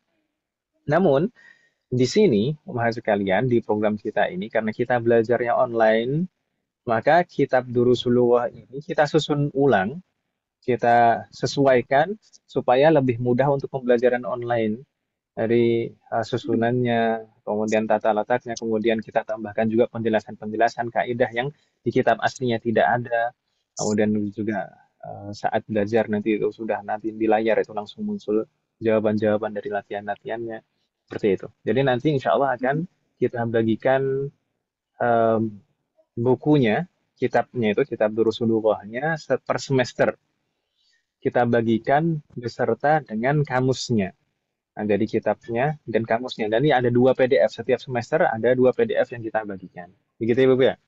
Yang satu adalah PDF kitab Durusul Lughahnya, dan satu lagi adalah PDF kamusnya. Itu sudah kita bagi per semester. Kamusnya nanti untuk apa? Untuk dihafal. Nanti akan kita bahas teknisnya insya Allah. Baik. Kalau kita perhatikan kitab Durusul Lughah, mahasiswa sekalian, sebenarnya kitab Durusul Lughah itu terdiri dari 4 jilid. Itu yang terbaru, yang terakhir, itu 4 jilid. 4 jilid, ada jilid 1, jilid 2, jilid 3. Jilid 1 itu terdiri dari 23 bab. Untuk jilid 1 ini nanti akan kita pelajari dalam 2 semester. Jadi semester pertama itu dari bab 1 sampai bab 10. Dari bab 1 sampai bab 12. Kemudian semester kedua dari bab 13 sampai bab 23. Jadi 11 bab. Kemudian untuk kitab jilid 2 itu terdiri dari 31 bab. Ini yang paling tebal dari jilid kitab Durusul Lughah. 31 bab ini kita akan bagi menjadi 3 semester. Semester 3 10 bab, semester 4 10 bab, semester 5 11 bab. Untuk kitab jilid 3 dan jilid 4 itu sama-sama jumlah babnya 17. Jadi masing-masing itu kita jadikan 1,5 semester. Jadi semester 6 itu bagian awal jilid 3, kurang lebih 11 bab jilid 3, itu kita bahas, dipelajari di semester 6, dan 6 bab sisanya dan tambahan 6 bab pertama di jilid 4 itu akan kita pelajari di semester 7, dan yang terakhir semester 8 itu 11 bab sisa di jilid 4. Jadi insya Allah jika Allah memberikan kemudahan, dan semoga Allah memberikan kemudahan dan keistiqomahan, ini 4 jilid ini akan bisa kita selesaikan dalam 8 semester.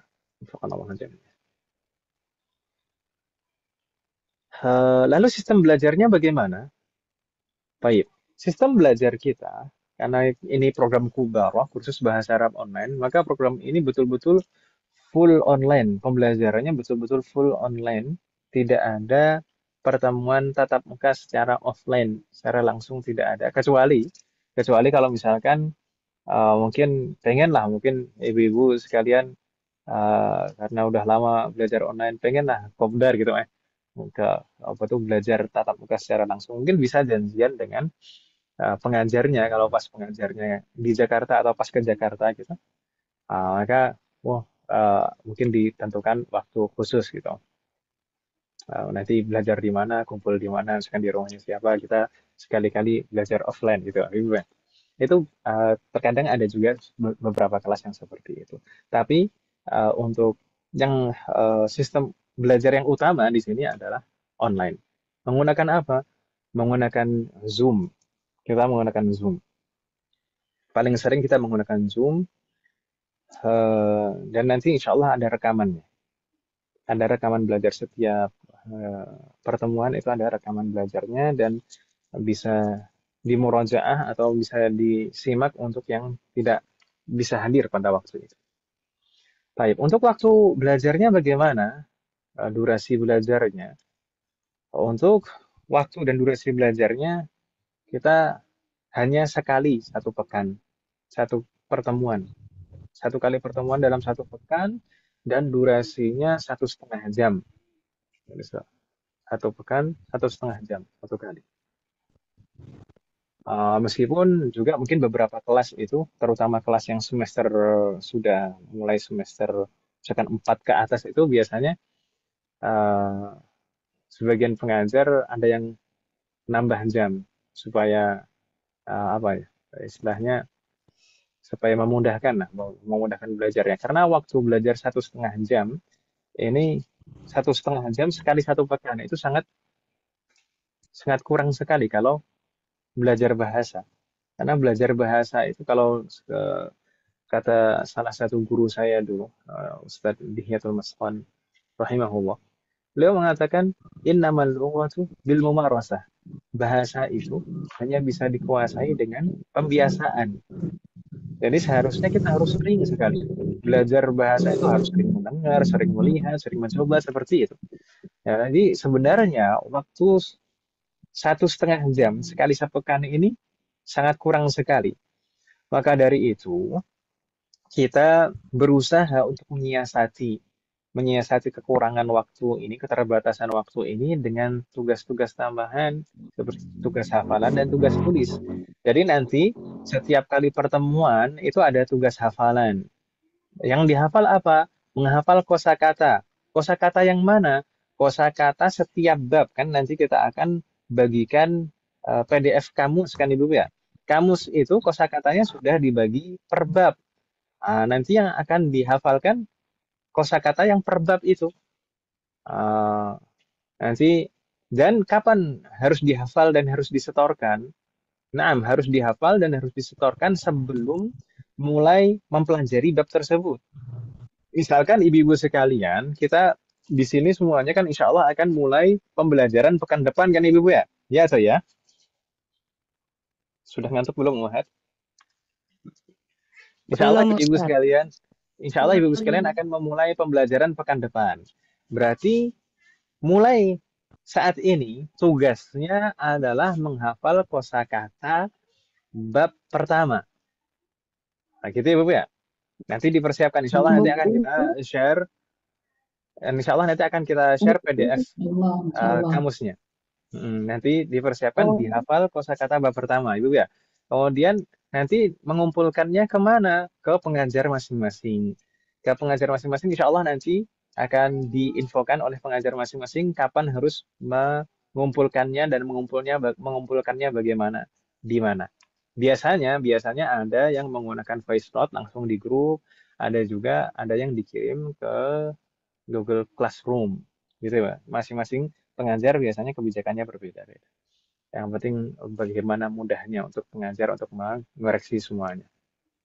Gitu Ibu ya. Wafaqanallah jami'an. Itu untuk tugas Kalau hafalan. Nah, jadi ada pertanyaan? belajarnya lewat PDF dulu, Ustaz. Belajarnya yang tadi Ustaz untuk persiapan pekan depan belajar sudah dihafal dulu, Nah, belajarnya lewat PDF dulu. nah, jadi nanti kita kirimkan PDF kamusnya nanti untuk dihafal bab pertama. Nanti untuk mulai belajarnya. Kenapa sih kita menghafalnya itu sebelum kita pelajari? Supaya nanti saat kita mempelajari bab yang akan kita pelajari tersebut, itu sudah paham semua kosakatanya. Jadi yang kita pelajari nanti tinggal bagaimana memahami misalkan kaidah-kaidah yang di sana, bagaimana cara menjawabnya, kan gitu, sudah tidak bingung masalah kosakata lagi, gitu ya Bu ya. Jadi lebih mudah untuk belajarnya dan lebih singkat untuk supaya lebih cepat juga untuk belajar di kelas. Gitu ya Bu ya. Wafaqanallah jami'an. Baik. Ustaz tanya Ustaz, Naam, tafadhali. untuk buku fisiknya itu beli Naam. di mana Ustaz atau dari Kubaro juga? Baik. Dan kita tadi kitab yang kita gunakan adalah kitab Durusul Lughah kan Ibu kan. sebenarnya kitab yang kita gunakan betul-betul yang digunakan untuk mengajar pengajar-pengajar kita nanti itu adalah kitab Zurusulullah yang sudah kita susun ulang dan tulis ulang. Nah, jadi sebenarnya kandungan apa namanya yang ada di dalam kitab itu semua yang ada di kitab-kitab yang dijual di luar itu ada di PDF kita. Tapi ada beberapa hal yang di PDF kita itu nggak ada di kitab-kitab yang dijual di luar. Gitu ya, Bu ya. Kalau misalkan ibu-ibu mau menggunakan kitab yang dijual di luar karena ada kitab fisiknya nggak masalah. Tapi dianjurkan kalau misalkan nanti kita sudah bagikan PDF-nya itu bisa di print atau print fotokopi lah yang ramai. Nah, itu bisa untuk menunjang belajar. Karena di sana sudah kita sertakan kaidah-kaidah setiap bab. Kalau di kitab Durusulullah itu kan tidak ada kaidah-kaidahnya. Biasanya di kitab Durusulullah itu langsung percakapan, kemudian latihan-latihan. Sedangkan penjelasan kaidahnya tidak ada. Maka karena kita belajarnya online, maka kita sertakan di situ kaidah-kaidahnya supaya lebih mudah. Jadi bukan. Ustadz, Afwan tanya lagi Ustadz. Saya kan misalnya beberapa tahun lalu kan pernah belajar juga Ustadz ya. Nah ini kan bukunya At-Tamrinat ala Durusil Lughatil Arabiyah. Nah bukunya yang itu bukan Ustadz? Itu kalau yang At-Tamrinat Iya. Itu dari PDF. Goncar ya? Bukan Ustadz, saya belajar di Kubaro pakai ini. Saya dari 2 tahun lalu Ustadz. 2 tahun lalu Ustadz. Kalau Kubaro 6. Kalau Kubaro 6 PDF-nya. PDF-nya landscape kan, weh? Iya Ustadz. Nah, saya itu kan saya cetak sendiri gitu Ustadz. 6. Pakai yang itu lagi nggak Ustadz? Nah, insya Allah pakai yang itu. Meski kalau sudah dicetak pakai yang itu saja nggak masalah. Nah. Ya, Ustadz. Baik. Kemudian selain itu juga ada tugas tulis, mahasiswa kalian. Tugas tulis itu nanti akan setiap selesai mempelajari satu bab, itu biasanya ada latihan tertentu yang sudah ditentukan untuk menjadi tugas dari di luar jam kelas. Nanti tugas tulis ini juga harus dikerjakan dan dikumpulkan juga, difoto dan dikumpulkan ke pengajar masing-masing. Gitu Ibu ya. Dan kita juga ada grup kelas nanti insya Allah sebagai penunjang. Ada 2 grup sebenarnya nanti insya Allah ada grup info. Grup info ini untuk pengumuman-pengumuman biasanya terkait dengan misalkan jadwal belajar, terkait dengan hal-hal misalkan infak dan lain-lain. Itu di grup info dan ada satu lagi adalah grup kelas. Grup info itu umum semua kelas. Kalau grup kelas itu nanti masing-masing kelas ada grupnya dengan satu pengajarnya dan di sana bisa dimaksimalkan untuk diskusi, untuk mengontrol tugas dan lain-lain. Satu lagi mahasiswa kalian sebenarnya ada yang terlewat tadi saat kita membahas yang slide sebelumnya tadi. Jadi kita di pendaftaran itu ada 2 program reguler yaitu yang nanti mulai dari semester 1 dan ada program akselerasi. Program akselerasi itu nanti ada tes tulis untuk menentukan kelayakan masuk ke semester berapa. Jadi ibu-ibu sekalian kalau misalkan merasa sebelumnya sudah pernah belajar bahasa Arab, maka tidak masalah kalau misalkan ikut tes akselerasi besok insya Allah, besok ba'da asar, Sabtu ba'da asar, insya Allah akan diumumkan di grup. Nanti ada soal-soal tulis yang harus dikerjakan. Soal-soal tulis itu nanti untuk menentukan masuk ke semester berapa. Jadi biasanya itu kelompok soalnya itu semakin ke belakang itu semakin tinggi semesternya. Jadi kalau misalkan belakang-belakang itu nggak bisa mengerjakan itu sebenarnya agak wajar juga karena semakin sulit ke belakang semakin sulit. Jadi itu untuk menentukan masuk ke kelas semester berapa. Jadi kalau ibu-ibu sekalian ada yang ingin ikut akselerasi, dipersilahkan mas sekalian. Insyaallah besok pada asar. Wafakanallah jami'an. Baik. Berikutnya tadi materi pembelajaran dan sistem belajar. Berikutnya sistem penilaian, mas sekalian. Sistem penilaian dan kenaikan semester. Jadi nanti di setiap akhir semester itu akan ada evaluasi tulis dan akan ada nilai yang kita bagikan. Nilai itu akan menentukan kelayakan apakah layak untuk naik semester atau tidak. Namun nilai yang kita bagikan nanti di akhir semester itu bukan hanya nilai dari ujian tulis, tapi dimulai dari nilai kehadiran di saat proses belajar. Kemudian, nilai kehadiran itu 10%. Kemudian juga tugas-tugas dan keaktifan. Itu juga ada nilainya juga, itu 30% dari total nilai. Adapun ujian akhir, itu ujian tulis akhir, itu memiliki poin 60%. Itu jadi totalnya semuanya 100%. Sedangkan untuk naik semester itu minimal mencapai 60% dari total nilai. Gitu Ibu. Wadah. Sedangkan untuk predikat nilai pengelompokannya kita tampilkan di layar di sana. Nilai 90 sampai 100 itu predikatnya mumtaz atau istimewa kalau di bahasa kita. Itu 90 sampai 100. Kemudian 80 sampai 99 itu jayyid jiddan atau baik sekali bahasa kita. Kemudian 70 sampai 79 itu jayyid, baik. Kemudian 60 sampai 69 itu makbul atau cukup. Sedangkan kurang dari 60 itu rosid, itu kurang. Berarti kalau misalkan rosid itu nanti harus mengulang semester, harus mengulang di semester yang sama. Gitu Ibu ya. Semoga Allah berikan berkah. Tapi biasanya ibu-ibu tuh rajin-rajin dan pinter-pinter. Jadi insya Allah nggak ada yang ngulang biasanya. Ya Ibu ya, semoga Allah berikan kemudahan dan taufik. Jayid, berikutnya tata tertib Om sekalian. Bisa. Bentar lagi Om ya, bentar lagi.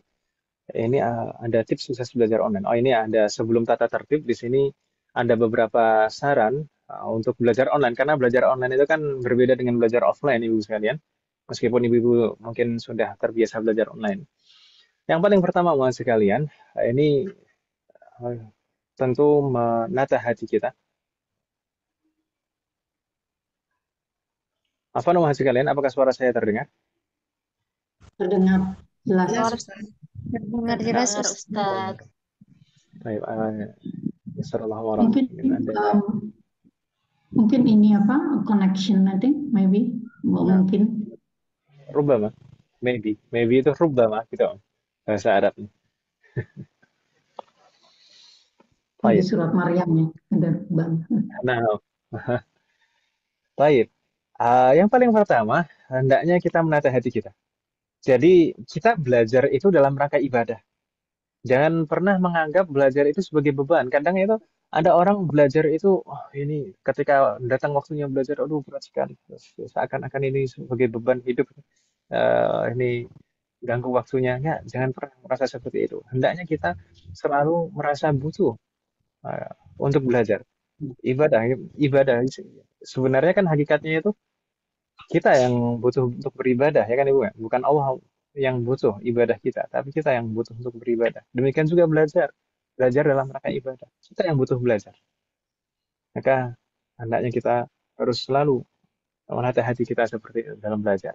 Kemudian yang kedua, kita harapkan untuk menghadiri pembelajaran tepat pada jadwal dan waktu sesuai dengan pengarahan pengajar masing-masing.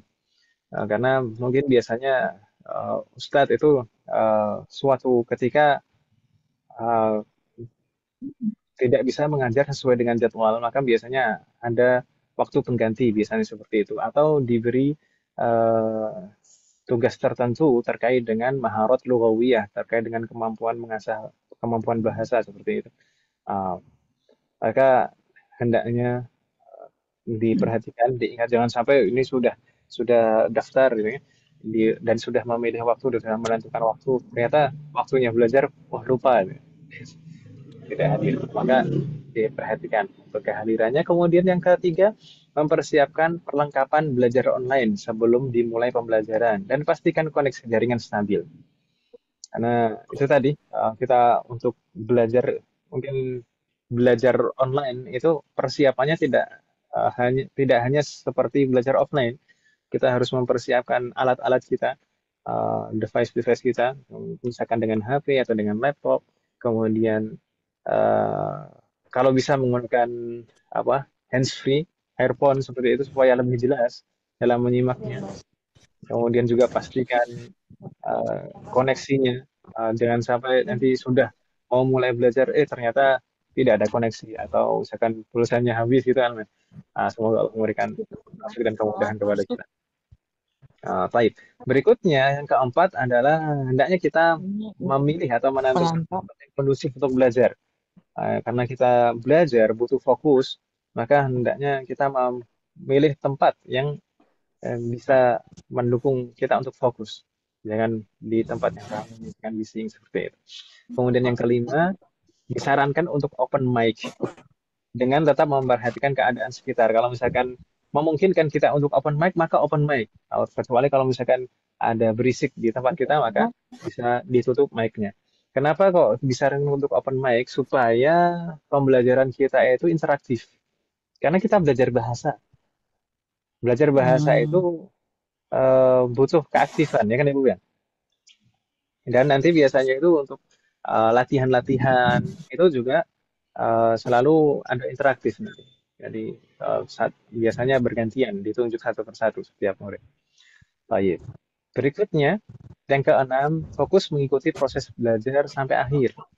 Dan yang ketujuh, jangan ragu untuk bertanya serta berinteraksi dengan pengajar selama KBM maupun setelah KBM. Jadi, misalkan kalau ada sesuatu yang masih bingung, jangan diam saja. Biasanya ibu-ibu itu malu-malu. Jadi dipendam terus seperti itu. Padahal nggak paham. Jangan seperti itu.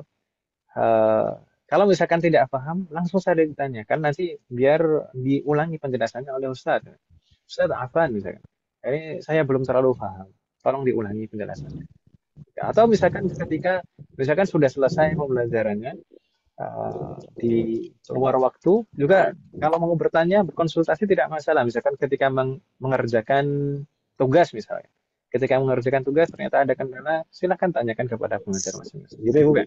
Semoga Allah memberikan taufik dan kemudahan. Berikutnya di sini ada peraturan. Yang pertama, jika suatu ketika ada udzur tidak bisa hadir atau tidak bisa hadir dalam pembelajaran, maka hendaknya menyampaikan izin maksimal 10 menit sebelum kegiatan belajar berlangsung. Jadi jangan terlalu mepet, karena nanti biasanya juga ada absen, ya kan? Jangan terlalu mepet, nanti biasanya kalau misalkan isinya terlalu mepet nanti tidak terbaca, misalkan. Atau misalkan apalagi misalkan isinya malah justru setelah selesai belajar gitu. Kalau bisa isinya sebelum mulai belajar. Kemudian yang kedua, berpakaian rapi dan sopan selama berlangsungnya KBM. Umat sekalian, karena kita dalam rangka belajar dan mempelajari ilmu syar'i dalam rangka ibadah, maka kita harus tetap memperhatikan adab dan akhlak kita. Meskipun kita belajar online, tidak berhadapan-hadapan secara langsung, tapi hendaknya kita tetap menjaga adab kita. Setidaknya menghargai ilmu, supaya berkah ilmu kita. Jadi tetap berpakaian yang rapi dan sopan.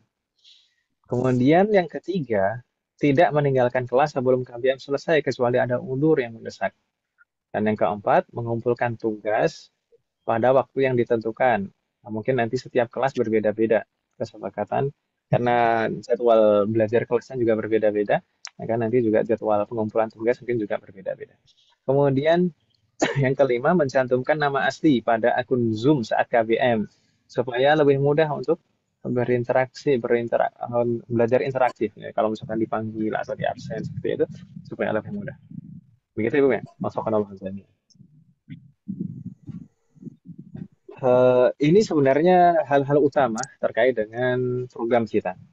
Adapun di sini hal-hal lain, di sini ada mungkin sebagian umat sekalian ada yang belum tahu terkait dengan Markas Salman. Ini Markas Salman ini apa, di mana, bagaimana? Kita secara singkat saja, ini sudah cukup malam. Mungkin ada beberapa pertanyaan terkait dengan Markas Salman di sana, terkait dengan lokasi markas, kemudian programnya apa saja, tenaga pengerjanya siapa saja. Pertama, terkait dengan Markas Salman dulu. Kita dulu, kenapa sih dinamakan Markas Salman Al Farisi? Karena dulu kita meminjam tempat di Masjid Salman Al Farisi untuk mengadakan program-program kita. Jadi dulu kita mulai program-program offline dulu pertama dulu. Tidak ada online dulu. Offline dulu di Masjid Salman Al Farisi. Dan alhamdulillah sampai sekarang juga masih ada pembelajaran di sana. Jadi makanya di sini kita cantumkan lokasinya adalah di Masjid Salman Al Farisi di Kelurahan Kayu Putih di Jalan Hajitan, Jakarta Timur. Ini untuk lokasi markas kita. Dan meskipun sebenarnya markas kita ini belum terdaftar secara resmi sebagai yayasan, kita sebenarnya ini dalam proses untuk mendaftarkan sebagai yayasan, dan kita ingin sebenarnya mempunyai tempat sendiri dan kantor sendiri. Mungkin masih terkendala beberapa hal, mungkin masuk juga terkendala dana, dan mungkin selama ini kan kita tidak ada donatur. Jadi kalau misalkan nanti ada donatur mungkin yang bisa membantu kita, alhamdulillah sekali. Wafaqqanallahu jami'an. Baik, berikutnya program yang sudah berjalan di markas kita selama ini apa saja? Yang paling pertama, dahulu itu kita saat offline, yang paling pertama adalah halaqah Al-Quran. Yang pertama kali kita adakan. Ini belajar membaca dan menghafal Al-Quran. Dan program ini berjenjang sesuai dengan kemampuan. Dan saat itu sudah berjalan ada 9 halaqah. 9 halaqah itu ada halaqah tahsin tingkat dasar, ada halaqah tahsin tingkat lanjutan, dan ada halaqah tahfidz. Dan setelah halaqah Al-Quran itu biasanya ada kajian terkait dengan akidah, fikih, adab dan sirah. Kemudian program yang kedua yang kita jalankan setelah program pertama tadi, yaitu adalah taklim bahasa Arab. Taklim bahasa Arab itu dahulu berjalan secara offline. Ini juga hampir sama seperti program Kubaro, tapi offline. Belajar bahasa Arab dari dasar dan diajar oleh alumni dan mahasiswa Libya saat itu. Kemudian juga berjenjang, diselesaikan selama 8 semester. Dan saat itu alhamdulillah bisa sampai 15 kelas saat itu. Kelasnya bergantian, ada 3 ruangan dan kita gunakan secara bergantian sampai 15 kelas, jadi sampai sore belajarnya, dari pagi sampai sore. Dalam ketika itu belajarnya sepekan sekali di hari Ahad saja. Baik. Kemudian karena di awal tahun 2000 qadarullah ada apa namanya, COVID dulu Ibu ya. Ada COVID. Akhirnya dulu pembelajaran offline di masjid itu kan tidak boleh saat itu. Akhirnya saat itu dialihkan ke belajar online. Dan dari situlah kita dengan teman-teman itu mempunyai ide, kita sekalian saja buka program khusus online. Memang program pembelajaran bahasa Arab secara online memang khusus gitu. Jadi supaya jangkauannya juga lebih luas, kemudian juga lebih fokus kan. Jadi nggak kadang offline kadang online kan gitu. Kalau saat itu kan seperti itu. Akhirnya setelah kita musyawarahkan dan persiapkan dengan beberapa teman, termasuk teman-teman yang sudah tinggal jauh juga, yang sekarang misalkan Faisal di Riyadh, kemudian ada yang sudah pulang kampung gitu. Kita akhirnya merumuskan dan mencoba untuk bertata program Kubaro ini. Dan alhamdulillah akhirnya di tahun itu 2020 itu mulailah kita buka program Kubaro. Ini juga seperti kita jelaskan tadi, sudah kita bahas, jadi ini berbasis online, diajar oleh alumni dan mahasiswa Licia dan juga beberapa universitas yang lain di Saudi. Dan juga program ini berjenjang selama 8 semester. Alhamdulillah. Dan saat ini sudah ini angkatan ke-8 sekarang Ibu sekalian. Ini sudah angkatan ke-8 dan kelasnya juga sudah banyak, sudah belasan kelas yang sudah berjalan, alhamdulillah. Dan sempat saya sampaikan sekalian tadi ada program pendukung di Kubaro ini. Jadi kan Kubaro itu kan belajar bahasa Arab dari dasar. Dan kita lihat terkadang itu ada beberapa kekurangan yang kurang maksimal seperti belajar percakapan di sana. Itu mungkin kita tidak terlalu maksimal di kelas. Itu ada program tambahan sepekan sekali, biasanya di yang Ustaz Faisal juga. Nanti insya Allah akan kita buka secara umum itu, yang siapa yang mau ke program tambahan dan itu tidak ada tambahan biaya. Kemudian juga ada program tambahan di sini Majelis Mudarosah. Ini sebenarnya merupakan subprogram dari program Kubaro. Majelis Mudarosah ini apa? Majelis Mudarosah ini sebenarnya kalau kita lihat judulnya di sana, belajar dasar-dasar agama yang wajib dipelajari oleh setiap muslim. Jadi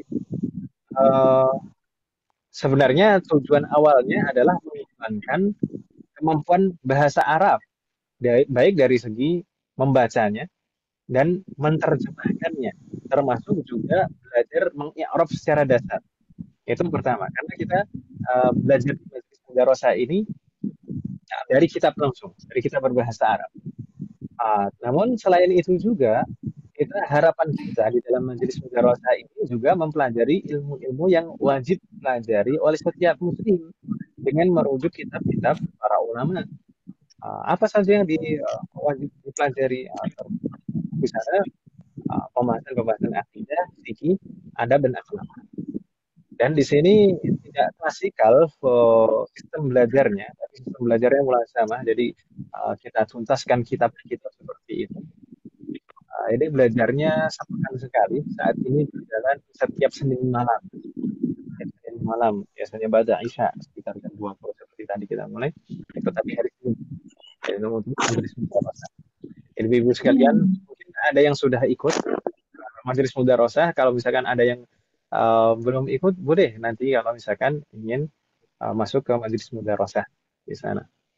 Tidak harus sudah mahir bahasa Arab, karena di sana insya Allah akan banyak faedah yang bisa didapatkan, baik dalam masalah akidah, fikih maupun adab dan akhlak. Begitu Ibu. Yang mengajar saya untuk Majelis Mudarosah. Kemudian ini dibuka untuk umum, termasuk yang belum pernah belajar bahasa Arab, seperti saya sampaikan barusan. Wafaqanallahu jami'an. Kemudian ada program yang lain juga. Di sana ada program talaqi. Insya Allah dalam waktu dekat juga akan kita buka pendaftaran. Yaitu talaqi ini adalah singkatan sebenarnya ta'lim Al-Quran online.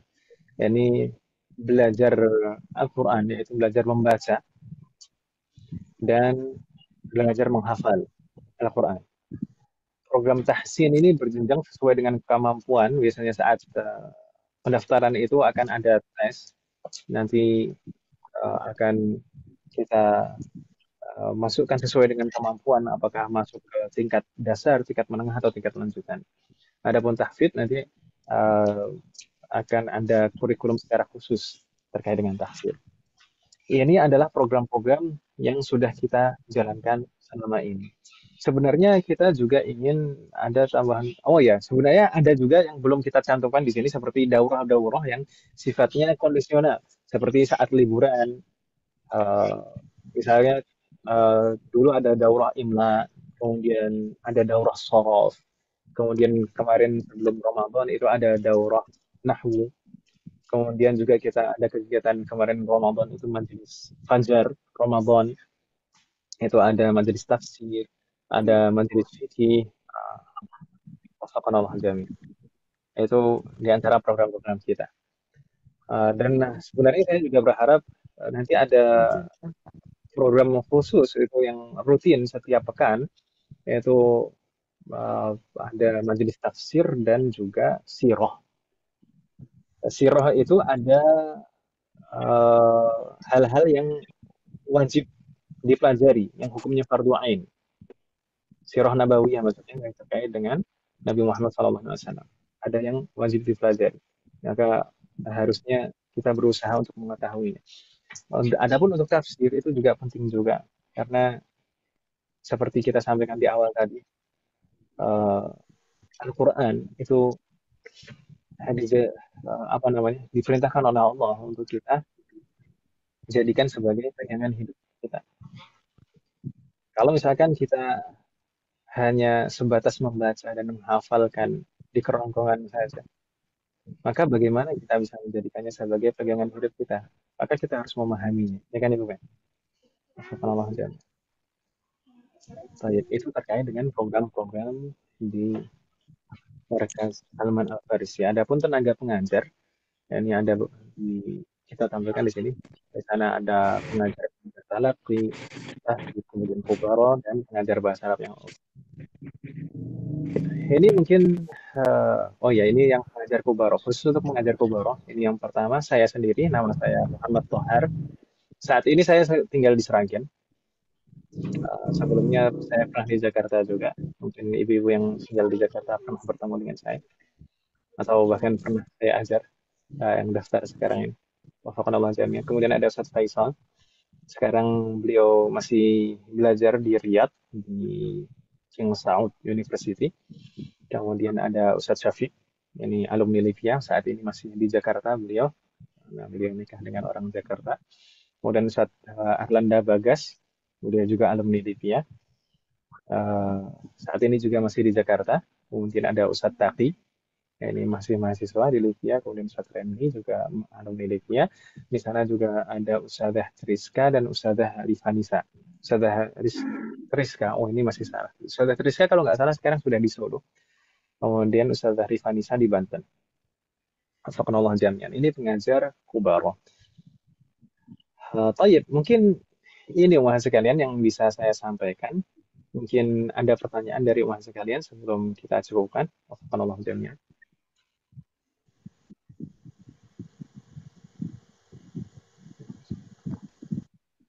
Buku tahsin kubaro itu pakai buku apa Ustaz? Buku materinya. Untuk talaqi itu Bukan talaqi, yang tahsin Ustaz. Yang tahsin, ada yang tahsin kan? ya, talaqi, taklim Al-Quran online kan, itu masuk ke program talaqi. Kalau kubaro kan fokus bahasa Arab online, jadi fokus bahasa Arab saja. Kalau untuk Al-Quran itu program ke talaqi. Masuk program talaqi. Untuk talaqi itu kita kemarin kita susun sendiri, kita mengadopsi dari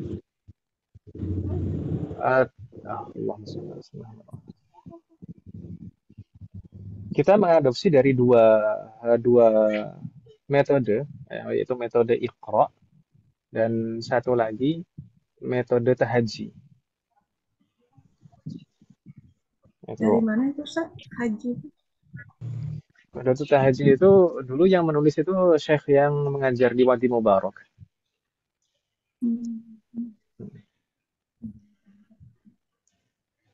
Jadi itu kita bagi menjadi 3 jenjang itu, tingkat dasar, tingkat menengah, dan tingkat lanjutan. Untuk tingkat dasar itu biasanya diperuntukkan untuk yang betul-betul belum bisa membaca. Jadi misalkan untuk mu'allaf atau untuk yang sudah sepuh tapi masih kesulitan untuk membaca gitu. Kalau misalkan yang program yang untuk tingkat menengah itu sudah mengenal huruf-huruf hijaiyah, sudah bisa membacanya dengan bacaan yang setidaknya tidak terlalu jauh dari sifat dan makhrajnya. Namun di sana belum terlalu menguasai kaidah-kaidah tajwid. Maka di sana masuk ke tingkat kedua. Untuk tingkat ketiga, dengan tingkat lanjutan, itu yang sudah menguasai teori, sudah menguasai semua kaidah dan teorinya, namun dalam prakteknya masih ada beberapa yang perlu diperbaiki, maka masuk ke program tingkat lanjutan. Gitu. Itu untuk program Al-Quran.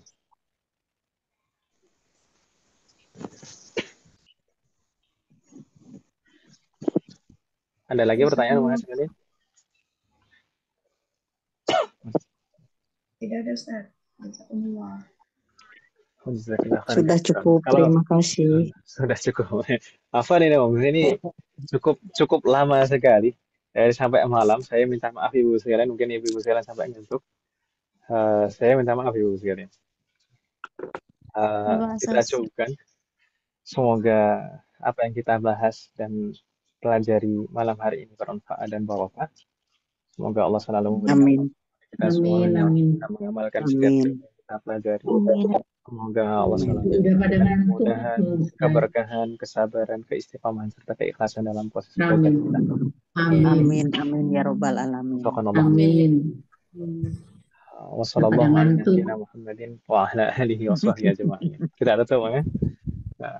Subhanakallahumma wa bihamdika asyhadu an la ilaha illa anta astaghfiruka wa atubu ilaik. Warahmatullahi wabarakatuh. Waalaikumsalam warahmatullahi wabarakatuh. Jazakallah khairan. Barakallahu. Wassalamualaikum warahmatullahi wabarakatuh.